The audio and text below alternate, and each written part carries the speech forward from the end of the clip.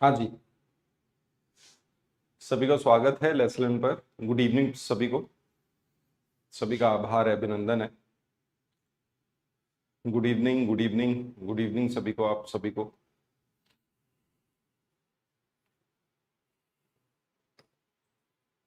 ठीक है, क्लास आपकी लाइव हो गई है।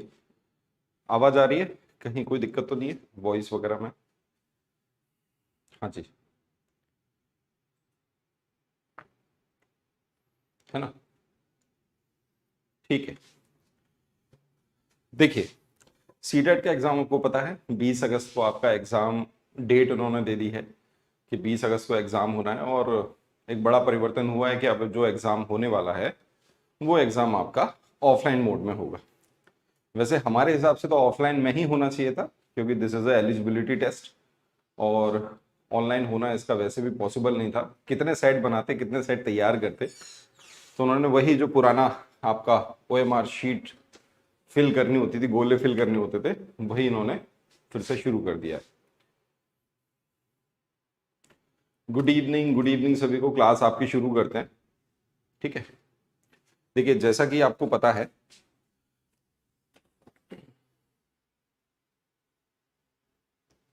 चलिए देखिए, तो सबसे पहले इंपॉर्टेंट चीज क्या है? इंपॉर्टेंट चीज ये है कि आपको अपने पेपर का ना सिलेबस पता होना चाहिए। अगर हम सिलेबस की बात करें और मैथ के सवालों की बात करें, ये क्लास सीटेट पेपर 1 की है, मैं पहले से क्लियर कर दूं।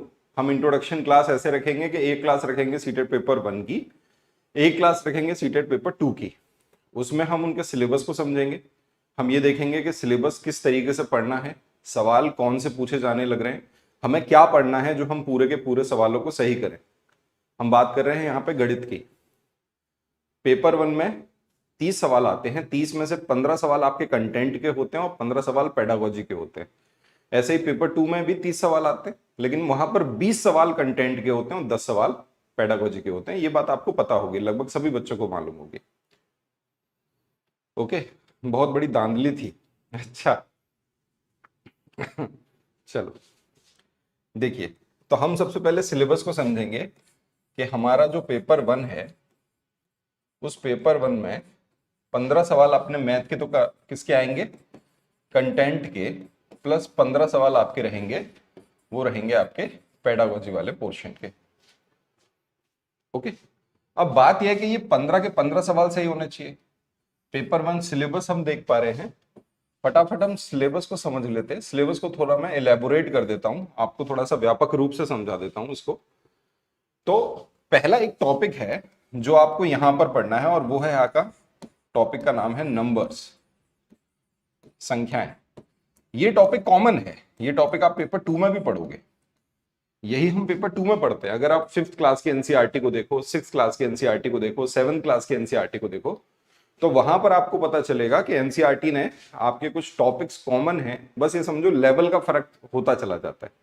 5th क्लास में उसका बेसिक बताया होगा, फिर थोड़ा सा और ज्यादा बताया होगा 6th क्लास में, 7th क्लास में और ऊपर का लेवल, 8th क्लास में उसको और अच्छे से इलेबोरेट कर दिया होगा।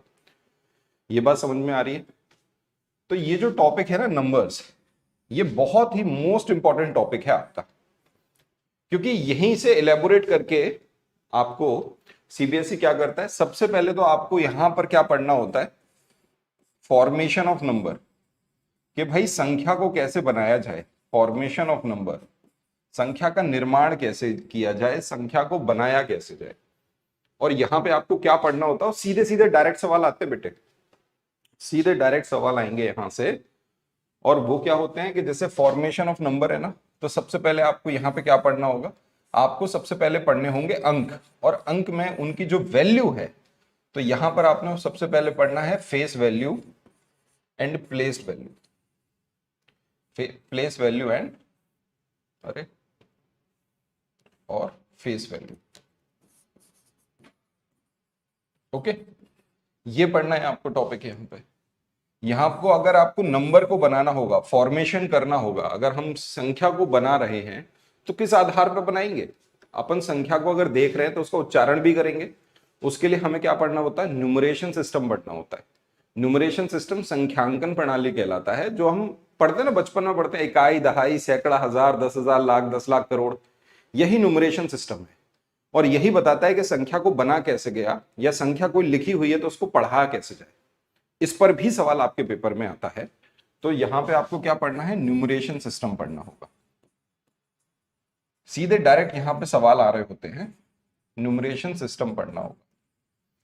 और तीसरा आपको यहां पे क्या पढ़ना होगा, तीसरा आपका सवाल क्या दिया जाता है, तीसरा यहीं से हम बात करें फॉर्मेशन ऑफ नंबर की, तो यहां पर हमको क्या दिए जाएंगे, हमको अंक दिए जाएंगे, डिजिट्स दी जाएंगी।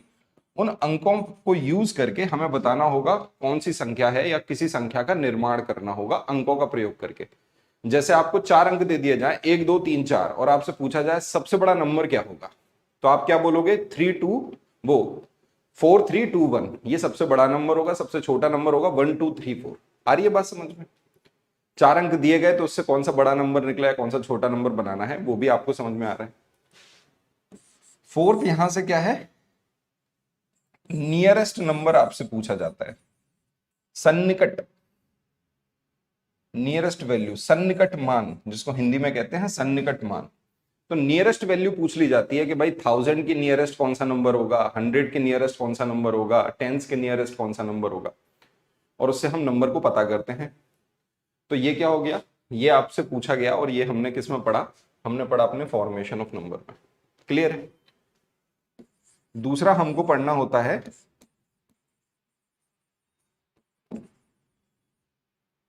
नोइंग द नंबर, नंबर का पता कैसे करें, नंबर को जाने कैसे कि भाई कौन सी संख्या क्या कहलाती है। तो इसके लिए नोइंग द नंबर में हमको क्या पढ़ना होता है, हमें क्लासिफिकेशन पढ़ना होता है, सबसे पहले वर्गीकरण। तो क्लासिफिकेशन में हमें सब कुछ पढ़ना होगा, हमें देखना होगा कि भाई वर्गीकरण क्या है, इवन नंबर क्या होता है, ऑड नंबर क्या होता है, प्राइम नंबर क्या है, कंपोजिट नंबर क्या है, इंटीजर किसे कहते हैं, रैशनल नंबर किसे कहते हैं, इरेशनल नंबर किसे कहते हैं। तो ये सब कुछ आपको पढ़ना होगा, डिटेल में पढ़ना होगा। यहां से सवाल आपके पेपर में आएगा, स्टेटमेंट का भी आ सकता है और डायरेक्ट सवाल भी आ सकता है।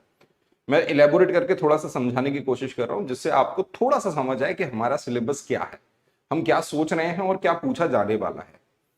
क्लियर है? क्लासिफिकेशन मतलब मैं हिंदी में साथ में उच्चारण कर रहा हूं, वर्गीकरण, है ना। आपको पता होना चाहिए आपका सबसे लार्जेस्ट नंबर कौन सा होता है, स्मॉलेस्ट नंबर कौन सा होता है। लार्जेस्ट स्मॉलेस्ट मतलब 4 अंकों की सबसे बड़ी संख्या क्या है, 4 अंकों की सबसे बड़ी संख्या क्या है, समझ रहे हो, इस तरीके से। अब जैसे ये है नोइंग द नंबर, तो यहां पे हमको उसकी वैल्यूज देखनी होती है। अब वैल्यू क्या फॉर्म में अपन देखेंगे, भाई एक्सपेंडेड फॉर्म बना सकते हैं इसका, कि नंबर को ओपन करके लिख दिया जाए, या इसका क्लोज्ड फॉर्म देखते हैं। और पेपर 2 में क्या आ जाता है, पेपर 2 में आपका स्टैंडर्ड फॉर्म आ जाता है, मानक रूप जिसे कहते हैं स्टैंडर्ड फॉर्म। ठीक है, समझ पा रहे हो? जैसे यहां पर आप क्या पढ़ोगे, प्रेडिसेसर एंड सक्सेसर, पूर्ववर्ती परवर्ती, ये भी आपको देखना होगा भाई प्रेडिसेसर क्या है, पीछा एक माइनस कर दो तो प्रेडिसेसर निकल आता है, एक प्लस कर दो तो सक्सेसर आ जाता है। तो ये सारी चीजें आपको पढ़नी होंगी नोइंग द नंबर में।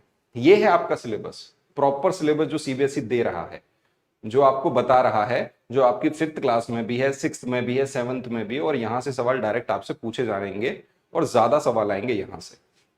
ठीक है, थर्ड आपको पढ़ना है और वो पढ़ना है आपको ऑपरेशन ऑफ नंबर। अब ऑपरेशन ऑफ नंबर की बात करें तो ये क्या हो गया भाई, ऑपरेशन ऑफ नंबर।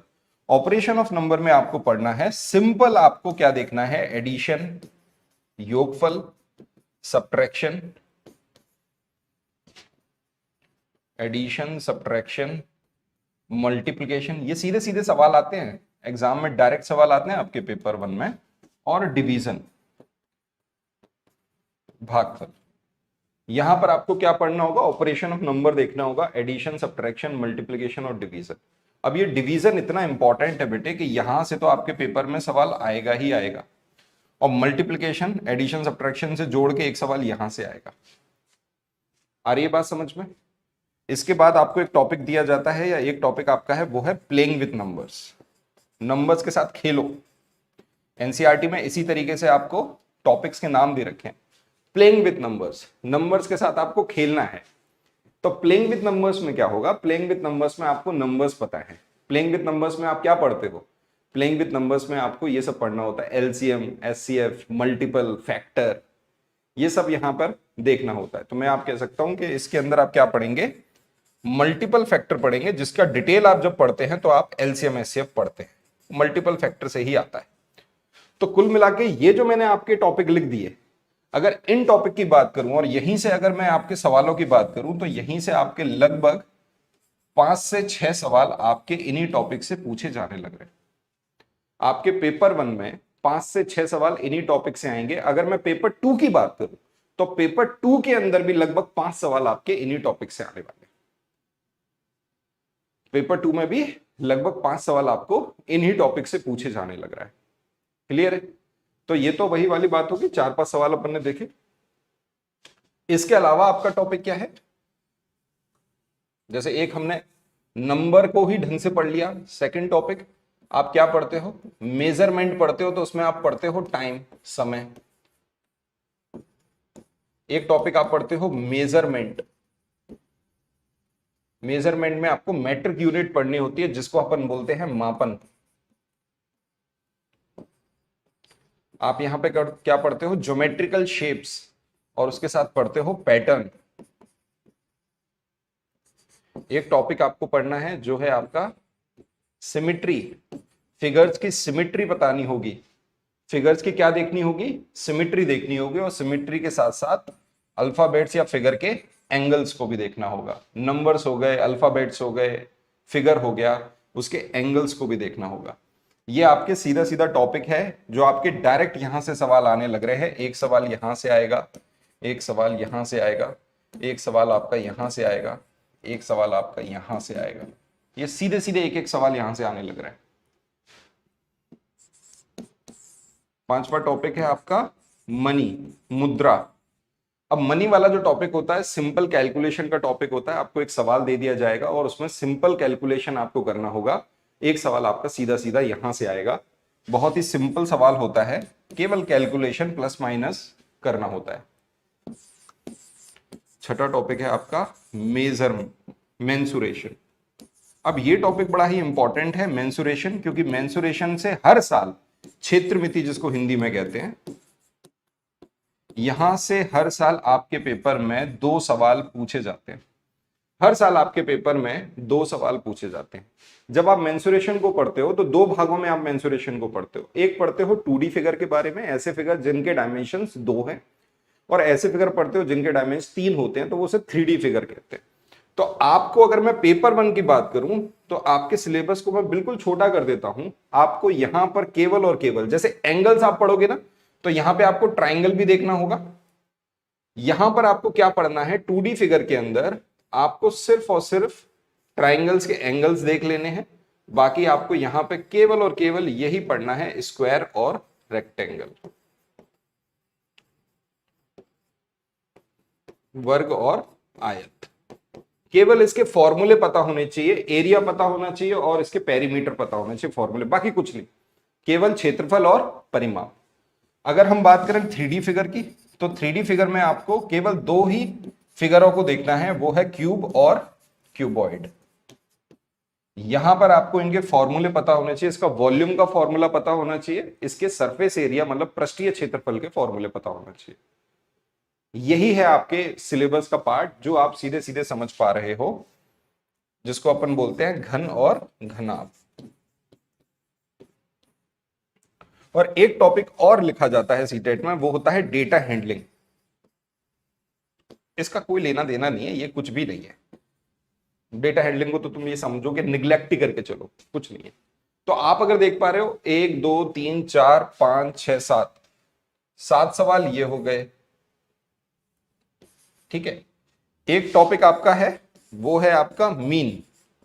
आपको सवाल पूछ ले जाते हैं मीन के ऊपर, मीन, मोड, मीडियन, ठीक है। जिसमें अगर पेपर 1 की बात करें तो मीन और मोड, मीडियन ये आपको देखना होता है, और यही आपके पेपर 2 में भी आता है। तो कुल मिला के ये है आपका सिलेबस, जहां से एक एक सवाल सीधे सीधे डायरेक्ट आपसे पूछे जाने लग रहे हैं। आपका जो पिछला पेपर हुआ है, अभी जो सीटेट लास्ट ईयर हुआ है, दिसंबर 2022 और जनवरी 2023 में जो आपके पेपर्स हुए थे, तो उनमें से एक पेपर मैं लेके आया हूं। उस पेपर के सवालों को अपन देखेंगे, उससे अपन समझेंगे, हम प्रीवियस अभी सॉल्व कर रहे हैं, उससे हम समझ लेंगे कि हमारे पेपर में कैसे सवाल आ रहे हैं, और आप 100% क्या करेंगे, 15 के 15 सवाल आपके सही होने लग रहे हैं। ठीक है, चलिए शुरुआत करते हैं। ये रहा आपका पहला सवाल, इस सवाल को सॉल्व करिए, कोशिश करें इसे सॉल्व करने की, पहले आप पढ़िए इस सवाल को आराम से। लीजिए, ये रहा पहला सवाल, देखिए दिख तो रहा है ना, कोई दिक्कत तो नहीं है।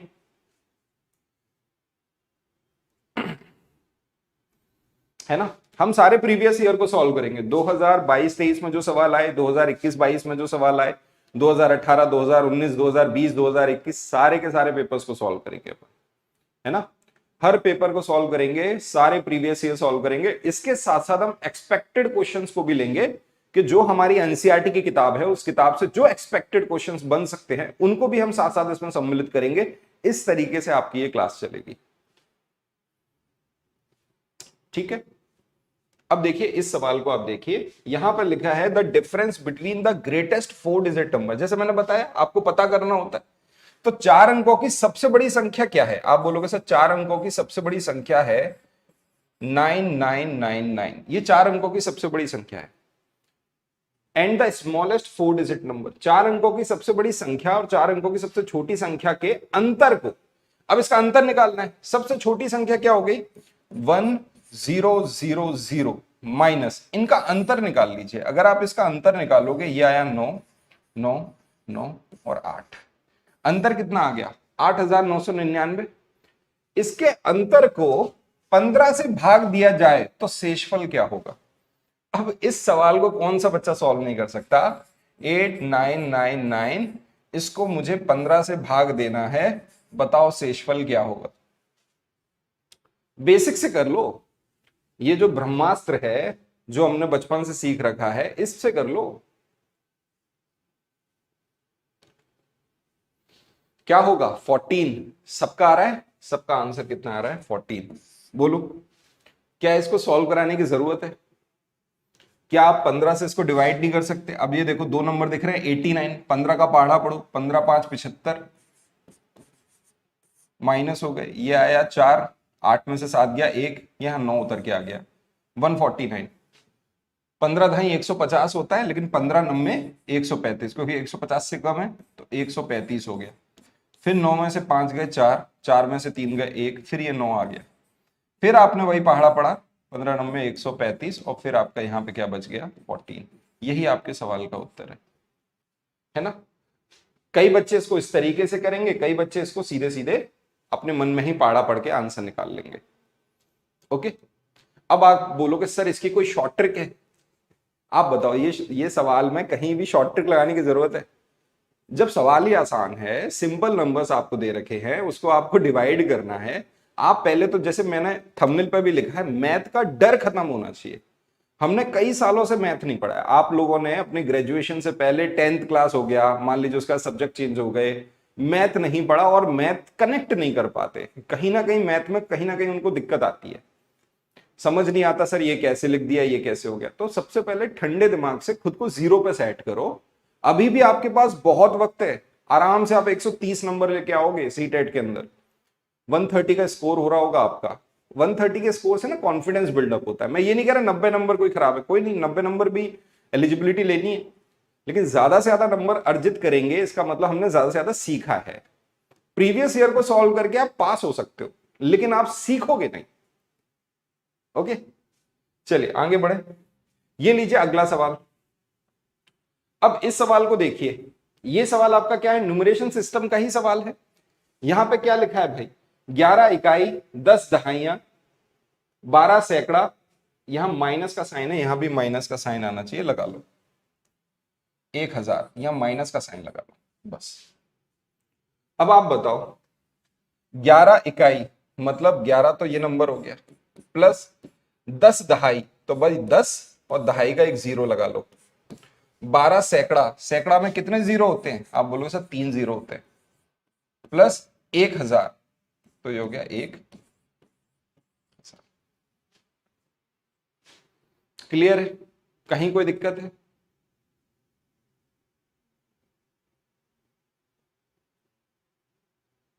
ओके, अच्छा सैकड़ा है, 2 0 आएंगे सैकड़े में, तो 2 जीरो आएंगे, हाँ सैकड़ा। चलो करो भाई इस सवाल को। अब आप बोलोगे सर इसके अंदर हमने 100 जोड़ दिया और 11 जोड़ दिया, तो ये कुल मिला के कितना हो गया, 1311 हो गया। उसमें से कितना माइनस कर दिया, 1000 माइनस कर दिया, ये लो आंसर आ गया 311। ये आपके सवाल का उत्तर है। अब आप बोलोगे सर ये तो बहुत आसान है, बिल्कुल आसान है, एकदम आसान है। लेकिन क्या होता है कि चीजें जब आसान होती है ना तो उसको हम कभी भी फॉर ग्रांटेड भी ले जाते हैं। तो आपका सवाल गलत नहीं होना चाहिए। सब बच्चों का ये 311 आंसर आ रहा है, मैं देख पा रहा हूं। क्यों डर रहे हो, फिर तो तुम फोड़ने वाले हो। तुम तो कहोगे सर आने दो, आने दो सर आने दो। इसका मतलब क्या हो गया, इसका मतलब ये हो गया सर वंश का क्या है, वंश किस प्लेस पे होगा, इकाई के प्लेस पे होगा। टेंस किस प्लेस पे होगा, टेंस में एक जीरो ऐड करेंगे। 100 क्या हो गया, सैकड़ा, जिसमें 2 जीरो ऐड कर देंगे। 1000 क्या हो गया, जिसमें 3 जीरो ऐड कर देंगे। है कि नहीं, सिंपल है, आसान है। ओके ठीक है। ये रहा अगला सवाल। इस सवाल को देखिए, जैसा मैंने आपको बताया आपके सिलेबस के हिसाब से ये सवाल आपको नजर आ रहे होंगे। आप देख रहे हो सर सिलेबस के अकॉर्डिंग ही आप सवाल बता रहे हो, और सवाल हमें देखने को मिल रहे हैं प्रीवियस ईयर है, अभी रिसेंट जनवरी का पेपर है ये। आपके 28 दिसंबर का पेपर है ये जो मैं सवाल लेके आया हूं वो 28 दिसंबर को हुआ था, मतलब जनवरी दिसंबर में हुए हैं पेपर। अब देखना जरा 28 दिसंबर के पेपर में कैसे सवाल आए हैं। तो आपका डर हटना चाहिए, आप समझो। फिर अपन अगली क्लास है तो प्रॉपर ढंग से प्रैक्टिस करेंगे। ये तो एक समझाने वाली क्लास थी, इंट्रोडक्शन क्लास है, आपको जिससे समझ में आया आपका सिलेबस क्या है और पैटर्न क्या है। अब देखो यहां पर आपको बोला गया है स्मॉलेस्ट कॉमन मल्टीपल और हाईएस्ट कॉमन फैक्टर। तो इसका मतलब हमें एलसीएम और एचसीएफ की बात की जा रही है सवाल के अंदर। ठीक है, सवाल में लिखा हुआ है द डिफरेंस बिटवीन एलसीएम किसका, नंबर आपको दे रखे हैं 15, 20 और 25, इसका एलसीएम निकालना है और इन्हीं का अपन को एचसीएफ भी देखना है, 15, 20 और 25, इन दोनों का डिफरेंस निकालना है। तो देखो भाई एलसीएम निकालने का तरीका क्या है। आप बोलोगे सर हमने बचपन में डिवीजन मेथड पढ़ रखा है, और वो डिवीजन मेथड आपने इस तरीके से याद कर रखा है 15, 20, 25, और मस्त इस तरीके से आप में से आधे से ज्यादा बच्चे इसी मेथड का इस्तेमाल करेंगे एलसीएम निकालने के लिए। यस और नो, हाँ या ना। आधे से ज्यादा बच्चे ऐसे ही करेंगे, 15, 20, 25 को लिखेंगे और यहां पे 5 से काटेंगे इस तरीके से। मैं आपको तरीका बताता हूं, यही जो डिवीजन मेथड है इस मेथड का ही हम इस्तेमाल करेंगे, लेकिन इसको और शॉर्ट फॉर्म में लिखने की कोशिश करेंगे। आपके सामने 15, 20, 25 लिखा है, सबसे बड़ा नंबर देखो जो इन तीनों को डिवाइड करे। आप बताओ जो नंबर इन्हें डिवाइड करेगा वो इसका भी फैक्टर होगा, इसका भी फैक्टर होगा, इसका भी फैक्टर होगा, इसका मतलब वो कॉमन फैक्टर होगा, और सबसे बड़ा मतलब हाईएस्ट कॉमन फैक्टर। तो आप बताओ कौन सा है। आप बोलोगे सर 5 है, 5 से ये भी कटेगा, ये भी कटेगा और ये भी कटेगा, इसका मतलब एचसीएफ इसका 5 है। भाई वही नंबर तो डिवाइड कर सकता है जो इन नंबर का फैक्टर हो, है कि नहीं, कॉमन फैक्टर, वो भी सबसे बड़ा, तो 5 हो गया। अगर मुझे यहां 5 से डिवाइड करना है तो करो भाई, 5 रख लिया, 5 तिया 15, 5 चौक 20, 5 25, 5 बार गया। अब बताओ 3, 4, 5 में क्या कॉमन है कुछ, किसी दो में भी कॉमन आ रहा है, कुछ नहीं आ रहा। इसका मतलब एज इट इज ये नंबर आपके अनकॉमन बच गए, 3 इंटू 4 इंटू 5, यही तुम्हारा क्या है, एलसीएम। ये तुम्हारा एलसीएम निकल के आ गया। है सिंपल तरीका, आसान तरीका। 3 पंजे 15, 15 चौक 60, ये हो गया 300, 300 में से 5 चले गए, आंसर आ गया 295। सवाल के नाम पे क्या है, आसान सवाल है, एकदम बच्चों वाला सवाल है। आपका डी ऑप्शन करेक्ट है। आप में से कई बच्चे कर भी चुके होंगे। तो ये जो हम कर रहे हैं ना बेटे, ये जो हमने लिखा है 5 से डिवाइड किया, उसके बाद अनकॉमन को रख लिया, ये वही है, डिवीजन मेथड ही है। बस हम उसको क्या कर रहे हैं और छोटे रूप में यहां पे उसका इस्तेमाल कर रहे हैं। ठीक है, बढ़ते हैं आगे। अगला सवाल देखिए, ये रहा आपका अगला सवाल। ये आपका लिखा हुआ है what should be added to the product. जैसा मैंने कहा ऑपरेशन ऑफ नंबर पे सवाल आते हैं, तो ये वही सवाल है ऑपरेशन ऑफ नंबर्स का, मल्टीप्लिकेशन का। सवाल में क्या लिखा है कि 201 multiply by 105 what should be added, इस प्रोडक्ट में, ये जो गुणनफल है इसमें ऐसा कौन सा नंबर मैं ऐड कर दूं, मैंने मान लिया a, ये हम ऐड कर रहे हैं तो जिसके कारण क्या हो जाएगा, हमें क्या प्राप्त हो जाएगा, 21171। ये है, बड़ा ही सिंपल सा सवाल है। आप एक बात बताओ, जब आप इसका प्रोडक्ट करोगे तो क्या 201 गुणा ये जो 105 है इसको आप ऐसे लिख सकते हो 100 + 5, है ना। इसका मतलब पहली बार जब आप इन्हें सॉल्व करें तो अपना पेन चलाएं, कोशिश करें पेन चला चला के इसको सॉल्व करें। लेकिन जब आप दूसरी बार इस सवाल को सॉल्व करें, तीसरी बार इस सवाल को सॉल्व करें, तो कृपया करके पेन ना चलाइए, केवल अपने दिमाग में ही सॉल्व करने की कोशिश करिए और चेक करिए कि आपने आंसर सही किया। This is the process. ये जो प्रोसेस होती है ना, ये और ज्यादा आपके दिमाग को खोलेगी। आपने बोला कि सर सीधी 2 जीरो बढ़ गए और 1005 इसमें जुड़ गया, आप सीधे बोलोगे 101 और 2 जीरो ऐड कर दो, फिर इसका मल्टीप्लाई इससे होगा तो 5 0 10, कितना आ गया भाई, 50112। इसमें कोई नंबर जोड़ा जिससे मुझे प्राप्त हो गया 21171। अब अगर मैं इस वाली संख्या को इसमें से माइनस कर दूं, माइनस कर दो 21105, 11 में से 5 गए, 6 बचा, हासिल चली गई तो ये भी 6 बचा, बाकी ये कट गया, आंसर आ गया 66। एकदम बेसिक से मैंने सॉल्व किया है, बी ऑप्शन इसका आंसर है। करा हमने एकदम बेसिक से सॉल्व इसको, है कि नहीं। देखिए मैथ के अंदर जब आप वैदिक मैथ पढ़ते हो ना, तो वहां पर एक आप पढ़ते हो डिजिटल सम। डिजिटल सम क्या होता है, डिजिटल सम का मतलब यह होता है अंकों का जो योग होगा वो पूरे एक्सप्रेशन का, पूरे इक्वेशन का योग होना चाहिए। जैसे यहां पर क्या लिखा है, 201 मल्टीप्लाई 105, इसमें कोई नंबर जोड़ दिया जिससे हमें क्या प्राप्त हो गया, 21171। क्लियर है, ठीक है। मैं ये नहीं कह रहा कि आप इसका इस्तेमाल करिए, मैं ये बिल्कुल नहीं कह रहा आपसे कि आप इसका इस्तेमाल करिए, लेकिन इसके तरीके से भी जल्दी सॉल्व कर लेते हैं। बैंक के अंदर बच्चे इसको यूज करते हैं। आप बोलोगे सर यहां पे देखो 2 और 1 कितना हो गया, 3, और 5 और 1 ये हो गया 6, दोनों का गुणा हो गया +1, ये क्या आ गया, 6 तिया 18, 18 का भी सम कर लिया 9, 9 + a = इनका सम कर लो, 7 और 1 8 और 1 9, 9 और 1 10 और 2 12, 12 को जोड़ोगे तो कितना आया, 3। तो यहां पर मैंने एक बात समझी कि सर ये जो 3 आ रहा है इसका मतलब यह है कि भाई 9 में कोई भी नंबर को ऐड करो उसके डिजिटल सम सेम रहता है।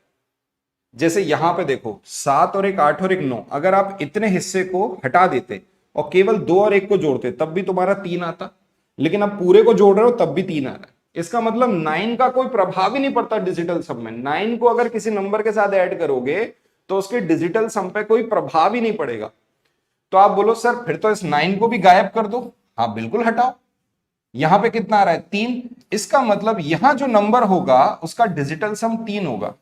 मैं ये बिल्कुल नहीं कह रहा आपसे भाई कि आप इसको करो, लेकिन सीख लो, सीखने में क्या जा रहा है, बस बेटा इनको चेक कर लो।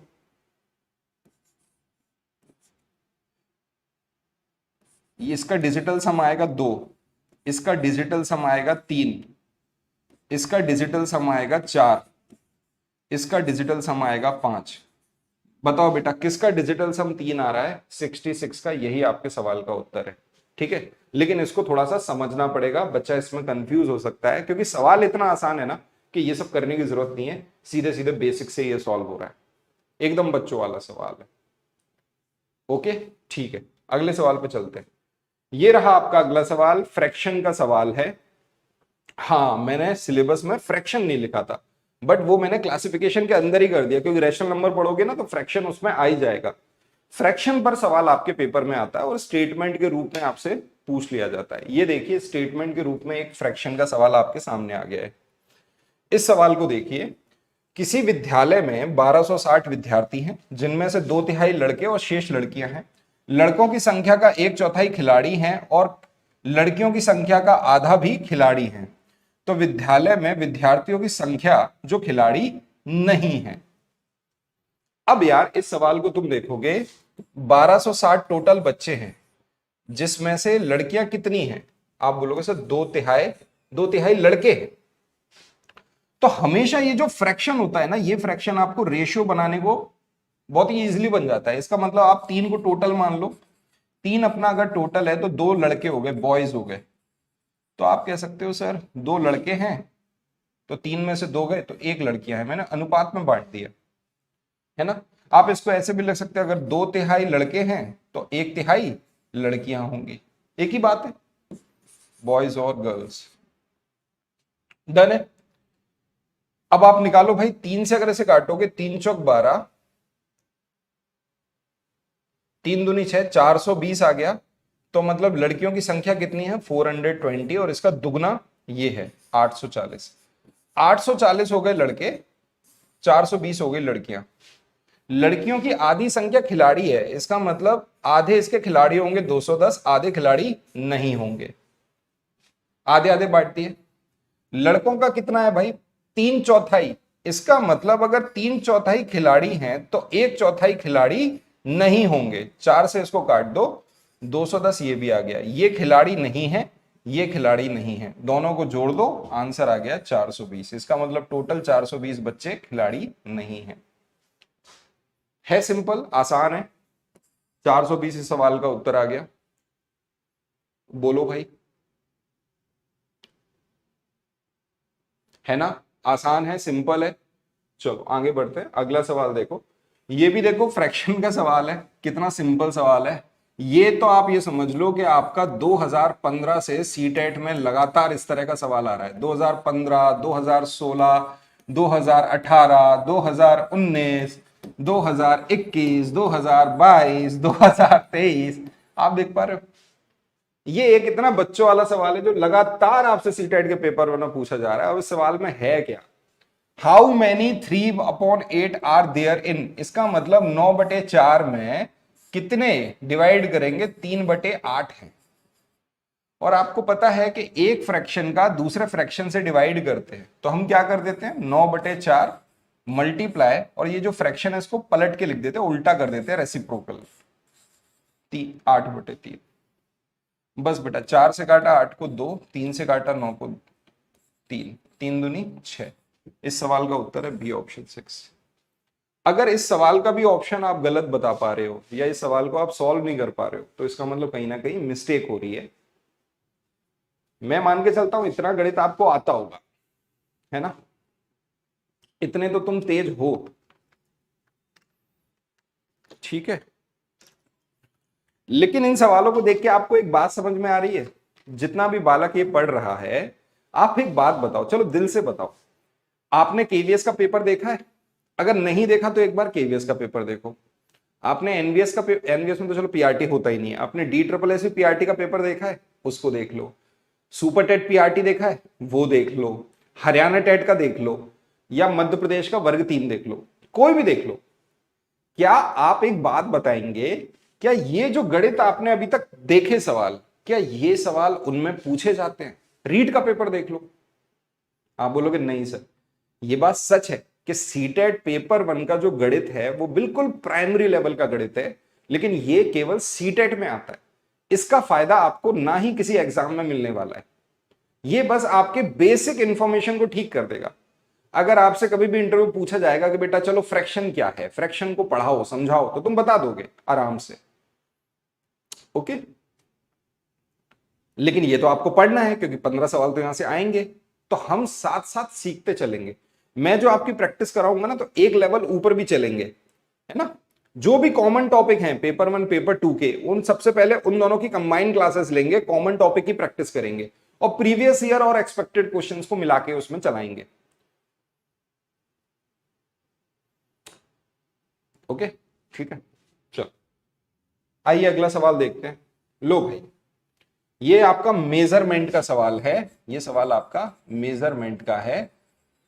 देखो भाई, मापन का सवाल है, मेट्रिक यूनिट का सवाल है कि नीना ने 3 किलो 650 ग्राम प्याज खरीदे, 1 किलो 800 ग्राम टमाटर खरीदे एक वेजिटेबल शॉप से।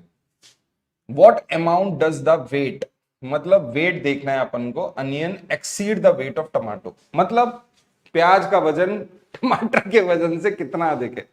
क्या करें इस सवाल को, क्या करें बताओ, है क्या पूछा जा रहा है?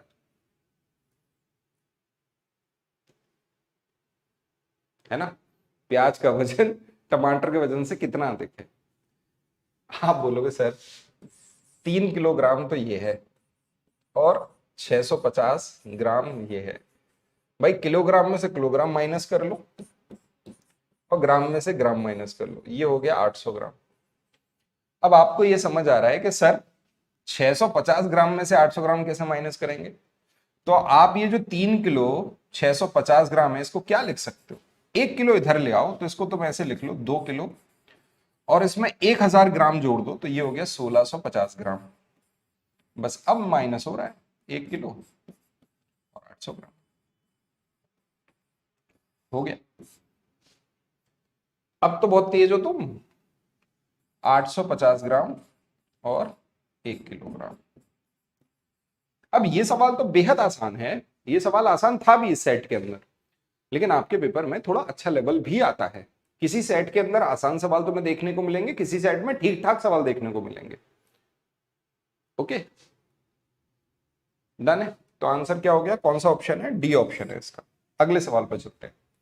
ये लीजिए अगला सवाल, ये भी आपका रिपीटेड क्वेश्चन है, ये भी आपका रिपीटेड है। ये सवाल आप 2016 का सेट उठाइए उसमें देखने को मिलेगा, ये सवाल 2019 का सेट उठाइए उसमें देखने को मिलेगा, 2021-22 के पेपर में देखने को मिलेगा, 2022-23 में देखने को मिला, उससे पहले भी देखने को मिलता है। 2015 का सेट लीजिए, 2014 का सेट देखिए, तो प्रीवियस ईयर ही है, ये रिपीट हो रहे हैं सवाल।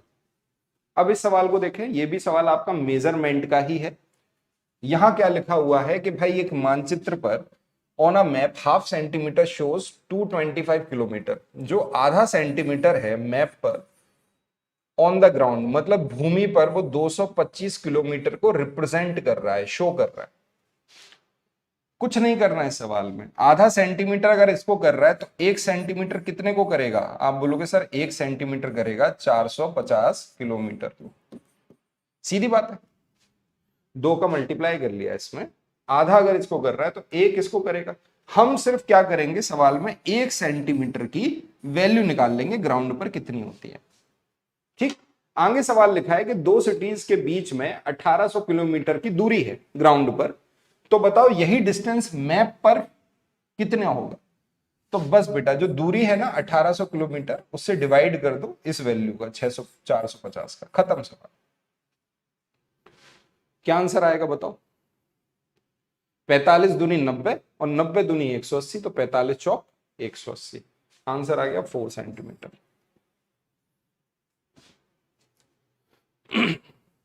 ठीक है, इसका मतलब आप गलत उत्तर नहीं दे रहे हैं, सही उत्तर दे रहे हैं, आप सही पढ़ाई कर रहे हैं। आइए इस सवाल को देखते हैं। The number of minute in 4 1/2 days is equal to the number of second in, और ये आपको ऑप्शन दे रखे हैं। पढ़ो भाई, 7.5 दिनों में मिनटों की संख्या निम्न के सेकंडों की संख्या के बराबर है। तो सबसे पहले आपको पता होना चाहिए कि सर अगर मैं डे की बात करूं, एक दिन में 24 घंटे होते हैं, तो दिन को अगर आवर में चेंज करूं तो आप बोलोगे सर 1 डे में 24 आवर्स होते हैं। एक आवर में मिनट कितने होते हैं 60, और एक मिनट में सेकंड कितने होते हैं, तो आप बोलोगे 60। ये हमें पता होना चाहिए। एक दिन में 24 घंटे, हर घंटे में 60 मिनट, हर मिनट में 60 सेकंड। तो आपसे कहा गया 7.5 दिन, इसको सॉल्व कर लो, ये मिक्स्ड फ्रैक्शन है, 7 दूनी 14, 14 और 1 15, आप इसको लिख सकते हो 15/2 दिन। दिन को बनाया आवर सबसे पहले, इसी सीक्वेंस में चलना है 24 घंटे, और हर एक घंटे का मिनट, तो क्या हो गया 60। यही लिखा है भाई 72 दिनों में मिनटों की संख्या, लिख ली भाई, बराबर निम्न में सेकंडों की संख्या के बराबर है। और ऑप्शन में क्या दे रखा है, आप बोलोगे सर आवर्स दे रखा है, तो आप मान लीजिए कुछ आवर्स हैं, एक आवर में 60 मिनट और हर एक मिनट में 60 सेकंड। बस बेटा इसको सॉल्व कर लो, एच की वैल्यू फाइंड करनी है,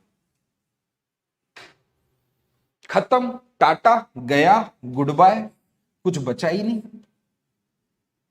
काट दो भाई इसको, 12 से कट गया ये 180, 3 आ गया, 3 आवर आ रहा है। सबका उत्तर ए ऑप्शन आ गया, 3 घंटे, यही सवाल का आंसर।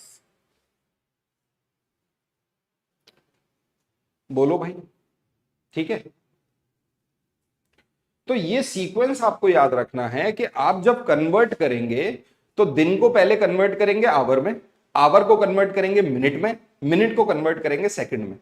एक भी स्टेप इसके अंदर से स्किप हो गया तो आपका सवाल गलत हो गया। क्लियर है? तो आप सीक्वेंस को याद रखिए, सीक्वेंस को याद रखिए। डे, डे से आवर, आवर से मिनट, मिनट से सेकंड। जो मन करे सीक्वेंस का नाम रख लो यार, जो भी दिल है मेरा, कुछ भी। ठीक है, बड़े आगे। चलिए अगला सवाल ये रहा आपके सामने, इसको देखिए। ये आपका सवाल है, ये आपका वॉल्यूम पर सवाल है यार। ये आपका सवाल जो है वो वॉल्यूम का सवाल है, आयतन का सवाल दे रखा है। ठीक है, आयतन का सवाल दे रखा है, इसका मतलब 3D का सवाल है। जैसा मैंने बोला भाई 3D में आपको केवल दो ही फिगर देखने हैं, क्यूब और क्यूबॉइड। केवल इनके अलावा आपको कुछ नहीं पढ़ना पेपर 1 में। आपको पढ़ना है घनाभ। घनाभ कैसा होता है? ऐसा होता है भाई।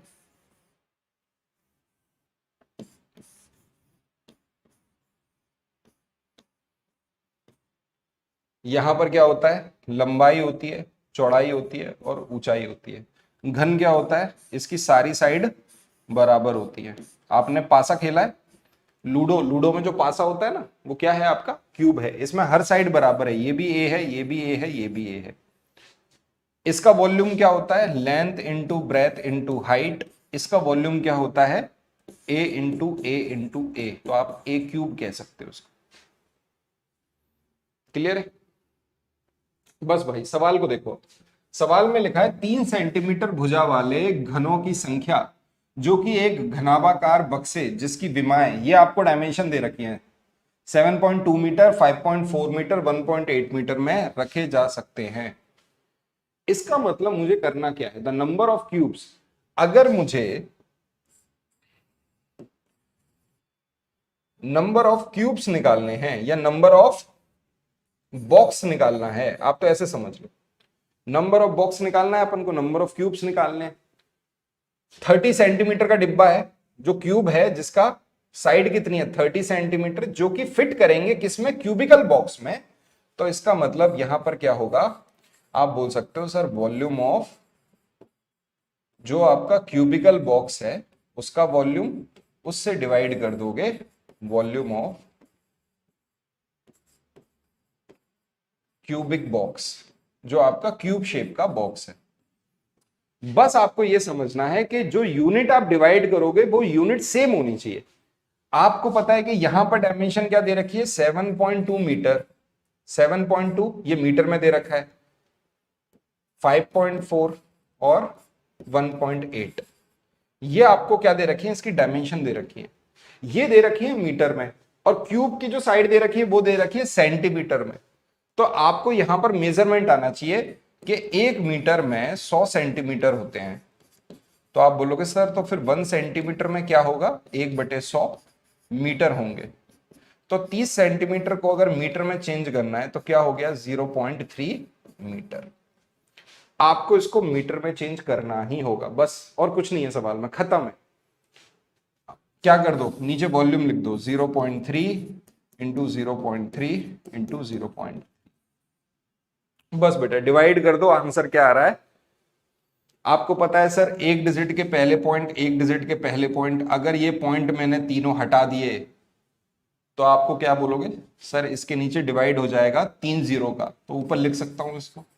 अगर ये पॉइंट में हटा दूं, वैसे तो ये कट ही गए पॉइंट आपस में, तो ये भी क्या हो जाएगा? 1000। तो ये कट हो रहा है, आ रहा है समझ में?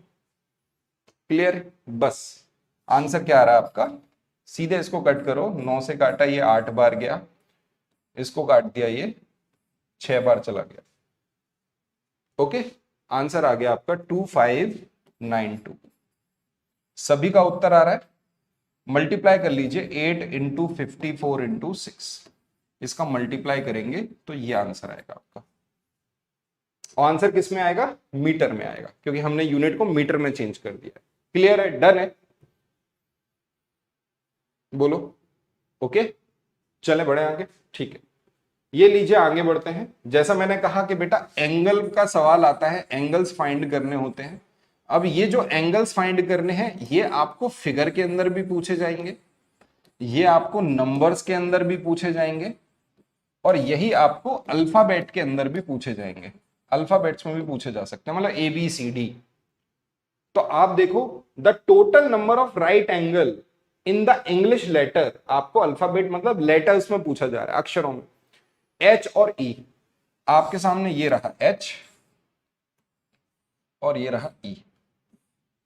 बताओ भाई, इसमें कितने राइट एंगल नजर आ रहे हैं? राइट एंगल का मतलब 90 डिग्री। आप बोलोगे सर एक तो मुझे ये नजर आ गया, एक मुझे ये नजर आ गया, एक ये नजर आ गया, एक ये नजर आ गया, यहां पर चार है। ऐसे ही देखो, एक ये और एक ये, दो, एक ये, एक ये, यहां पर भी चार है। तो टोटल कितने हो गए बताओ? आप बोलोगे सर 8। डी ऑप्शन आपका करेक्ट है कि नहीं? हाँ या ना? बताओ मुझे। ठीक है, अगर मैं आपको एक लेटर दे दूं, अगर मैं आपको लेटर देता ए, और या मैं आपको दे रहा हूं के, तो जरा मेरे को एंगल बताना। सबसे पहले ए में एंगल बताओ। ए के अंदर क्या एंगल दिख रहे हैं आपको, या के अंदर क्या एंगल दिख रहे हैं? तो आप कहोगे सर ए के अंदर पहले तो हमको, आपको पता होना चाहिए तीन तरह के एंगल होते हैं। एक होता है एक्यूट एंगल, ठीक है, न्यून कोण। न्यून कोण का मतलब ऐसा कोण जो 90 डिग्री से छोटा हो, जो 90 डिग्री से कम हो, उसे अपन बोलते हैं एक्यूट एंगल। राइट एंगल, जिसको हम समकोण कहते हैं बेटे। समकोण का मतलब जिसकी वैल्यू 90 डिग्री के बराबर हो। और एक होता है आपका ऑब्ट्यूस एंगल, जिसको अपन बोलते हैं बृहत कोण या अधिक कोण, जिसकी वैल्यू 90 डिग्री से बड़ी हो, जो 90 डिग्री से बड़ा हो और 180 डिग्री से छोटा हो। आ रहा है समझ में? मतलब ऐसा कोण जो 0 डिग्री से बड़ा हो और 90 डिग्री से छोटा हो, वो क्या कहलाता है? Acute angle. ऐसा कोण जो 90 डिग्री से तो बड़ा हो लेकिन 180 डिग्री से छोटा हो, वो क्या कहलाता है? Obtuse angle. है जो 90 के बराबर हो वो राइट एंगल। तो आप बताइए, आपको सवाल तो कैसा भी पूछा जाएगा, तो आप बोलोगे सर एक तो ये एंगल हो गया, एक ये एंगल हो गया, एक ये एंगल हो गया, ये तीन मुझे क्या दिख रहे हैं? आप बोलोगे सर तीन इसके अंदर एक्यूट एंगल नजर आ रहे हैं। तीन एक्यूट आ गए। अब देखो, एक एंगल ये नजर आ गया, एक एंगल ये नजर आ गया, तो आप बोलोगे सर दो इसके अंदर ऑब्ट्यूस एंगल नजर आ रहे हैं। तो आपसे किसी भी तरह का लेटर में एंगल पूछे जा सकते हैं। क्लियर है? डन है? ओके। अब आप इसको देखो, यहां पे देखो, आप बोलोगे सर ये एक्यूट एंगल, ये एक्यूट एंगल, लेकिन ये ऑब्ट्यूस एंगल है कि नहीं?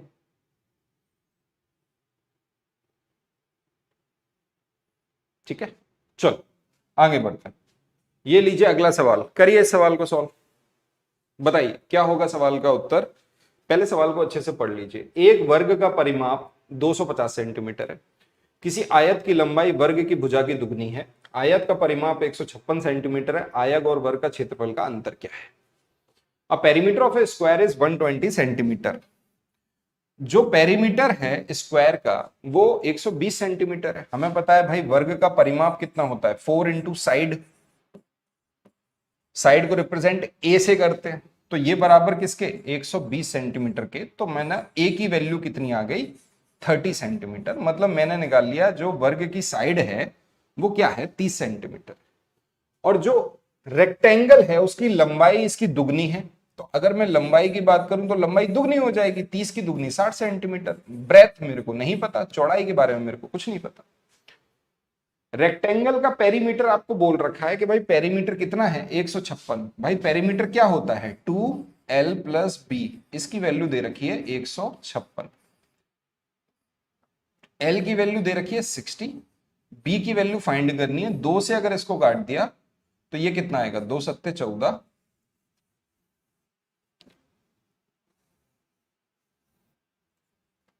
2 अट्ठे 16, इसका मतलब b की वैल्यू 18 आ गई। b की वैल्यू कितनी आ गई? 18 आ गई। एरिया कितना होता है रेक्टेंगल का? l इंटू बी, इसका मतलब कितना? 60 इंटू 18। ठीक है भाई, वहीं इसको देख लो भाई, इसका एरिया क्या होता है? साइड का स्क्वायर, मतलब 30 का स्क्वायर, 30 इंटू 30, तो ये एरिया हो गया 900। 18 छिक्के कितना होता है? 108, ये हो गया 1080। बस बेटे कर लो सॉल्व, क्या आंसर आएगा?